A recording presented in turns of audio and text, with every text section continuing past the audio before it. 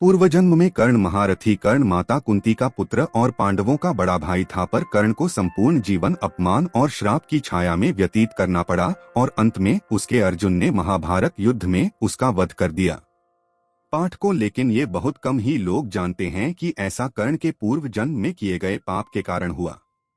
पूर्वजन्म के पाप के कारण ही कर्ण को अर्जुन के हाथों मरना पड़ा।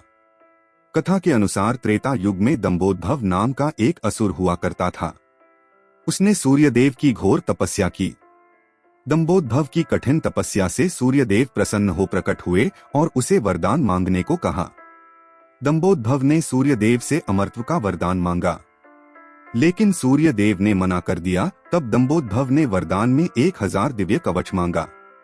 साथ ही मांगा कि इन दिव्य कवचों को वही तोड़ सके जिसने 1000 वर्ष तक तपस्या की हो, और जो भी उनके इन दिव्य कवचों को तोड़े उसकी उसी समय मृत्यु हो जाए। दंभोद्भव की मांग सुनकर सूर्यदेव चिंतित हो गए। वो ये जानते थे कि ये असुर इस वरदान का गलत उपयोग करेगा, किंतु सूर्यदेव वर देने को मजबूर थे। इस तरह वह सहस्र कवच के नाम से जाना जाने लगा। वरदान प्राप्त कर दंभोद्भव खुद को अमर मानने लगा। वरदान के अहंकार में लोगों पर अत्याचार करने लगा। नर और नारायण का जन्म। उधर दक्ष प्रजापति ने अपनी पुत्री मूर्ति का विवाह ब्रह्मा जी के मानस पुत्र धर्म से किया। मूर्ति विष्णु जी की परम भक्त थी।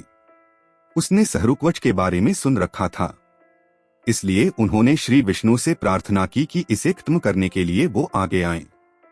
मूर्ति की विनती पर विष्णु जी ने कहा कि दंभोद्भव को खत्म करने के लिए वे उसके पुत्र के रूप में जन्म लेंगे। कुछ समय बाद मूर्ति ने 2 पुत्रों को जन्म दिया, जिसका नाम नर और नारायण था। नर और नारायण की तपस्या। कहने को नर और नारायण 2 शरीर थे, लेकिन इनकी आत्मा एक ही थी। दोनों भाई बड़े हुए और वन को चले गए, जहां नारायण तप करने लगा। एक दिन दंभोद्भव उस वन में आया और तेजस्वी मनुष्य को अपनी ओर आते देखा। उस मनुष्य ने दंभोद्भव के नजदीक आकर कहा, मेरा नाम नर है और मैं तुमसे युद्ध करने आया हूँ। नर की बात सुनकर दंभोद्भव ने कहा, हे बालक, तुम मेरे बारे में क्या जानते हो? मेरा वध वही कर सकता है जिसने 1000 वर्षों तक तपस्या की हो। नर ने हंसते हुए कहा, तुम्हारे सामने जो व्यक्ति तपस्या में लीन है वो मेरा भाई नारायण है। मैं और मेरा भाई नारायण एक ही हैं। वह मेरे बदले तप कर रहा है और मैं तुमसे युद्ध करूंगा। इसके बाद दोनों दंभोद्भव और नर में युद्ध शुरू हो गया। दंभोद्भव के साथ युद्ध पूर्वजन्म कर्ण जैसे ही 1000 वर्ष का समय पूर्ण हुआ। नर ने सहस्र कवच का एक कवच तोड़ दिया। सूर्य के वरदान के कारण कवच टूटते ही नर की मौत हो गई। यह देख सहस्र कवच खुश हो गया और सोचा कि अभी तो एक ही कवच टूटा है।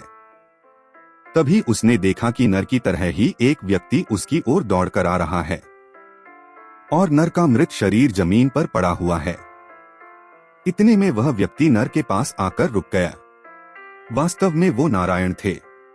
ये देख दंभोद्भव ने कहा, हे नारायण, तुम्हें अपने भाई को समझाना चाहिए था।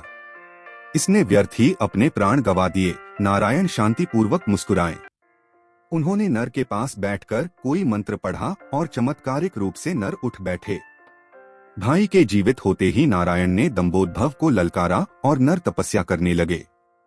1000 साल के युद्ध और तपस्या के बाद फिर एक कवच टूटा और नारायण की मृत्यु हो गई।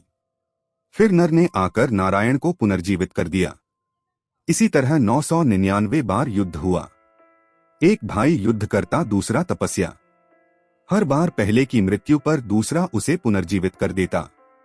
जब 999 कवच टूट गए तो दंभोद्भव समझ गया कि उसकी मृत्यु नजदीक आ गई है और युद्ध से भागकर सूर्यदेव के पास गया। सूर्यदेव की शरण में दंभोद्भव पूर्वजन्म कर्ण। इधर नर और नारायण भी दंभोद्भव का पीछा करते सूर्यदेव के पास पहुंचे और सूर्यदेव से दंभोद्भव को सौंपने को कहा, लेकिन सूर्यदेव इसके लिए राजी नहीं हुए। तब नारायण ने सूर्यदेव को श्राप दिया, आप इस असुर को बचाने का प्रयास कर रहे हैं, जिस कारण आप भी इसके पापों के भागीदार हो, इसलिए आपको भी अगले जन्म में इसके साथ सजा भुगतना पड़ेगा। दंभोद्भव का पुनर्जन्म पूर्वजन्म कर्ण। यही असुर द्वापर युग में सूर्य के अंश के रूप में कर्ण के नाम से जन्म लिया। कर्ण सिर्फ सूर्यपुत्र ही नहीं थे, जैसे नर और नारायण में दो शरीरों में एक आत्मा थी, उसी तरह कर्ण के एक शरीर में दो आत्माओं का वास था, सूर्य और सहस्रकवच। दूसरी ओर नर और नारायण इस बार अर्जुन और कृष्ण के रूप में आए। कर्ण के भीतर जो सूर्य का अंश था वही उसे महारथी बनाता था, जबकि उसके भीतर असुर के अंश उसे द्रौपदी वस्त्रहरण जैसे अपराध का भागी बनाता था। यदि अर्जुन कर्ण का कवच तोड़ता तो तुरंत ही उसकी मृत्यु हो जाती, इसलिए इंद्र उससे उसका कवच पहले ही मांग ले गए।